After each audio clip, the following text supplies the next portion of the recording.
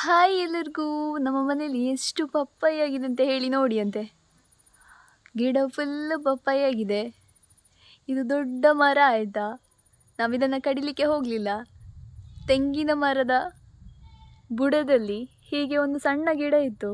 ನಾವು ಹಾಗೆ ಬೆಳಿಲಿಕ್ಕೆ ಬಿಟ್ಟಿದ್ದೆವು. ಇದಿಷ್ಟು ದೊಡ್ಡ ಆಗಿ ಈಗ ಎಷ್ಟು ಪಪ್ಪಾಯಿ ಕೊಡ್ತಾ ಉಂಟು ಅಂತ ಹೇಳಿ ನೋಡಿ ಅಂತೆ. ಪಪ್ಪಾಯಿ ತಿಂದರೆ ತುಂಬ ಒಳ್ಳೆಯದಾಯ್ತಾ. ನಮ್ಮ ಬಾಡಿಯ ಟಾಕ್ಸಿನ್ಸ್ ಇರ್ಬೋದು ಎಲ್ಲವನ್ನು ಕೂಡ ಹೊರಗೆ ಹಾಕ್ತದೆ.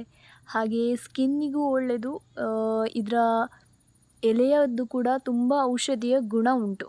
ಸೊ ಇದರ ಒಂದು ಬೀಜವನ್ನು ಹಾಕಿ ಹೀಗೆ ಬೆಳೆಸಿ ನೀವು ಸಹ ತಿಂದು ಇದರ ಬೆನಿಫಿಟ್ಸನ್ನು ಪಡ್ಕೊಳ್ಳಿ. ಸೊ ಪಪ್ಪಾಯನ್ನು ತಿನ್ನೋದು ತುಂಬ ಒಳ್ಳೆಯದು. ಇದರಲ್ಲೊಂದು 2 ಟೈಪ್ ಬರ್ತದೆ. ಕೇಸರಿ ಕಲರ್ ಕೂಡ ಇರ್ತದೆ, ಇದು ಹಳದಿ ಬಣ್ಣದ್ದು. ಸೊ ಇಷ್ಟು ಪಪ್ಪಾಯಿ ಆಗಿದೆ, ಇನ್ನು ಹಣ್ಣಾಗಲಿಕ್ಕೆ ಮಾತ್ರ ಬಾಕಿ. ಬಾಯ್ ಬಾಯ್.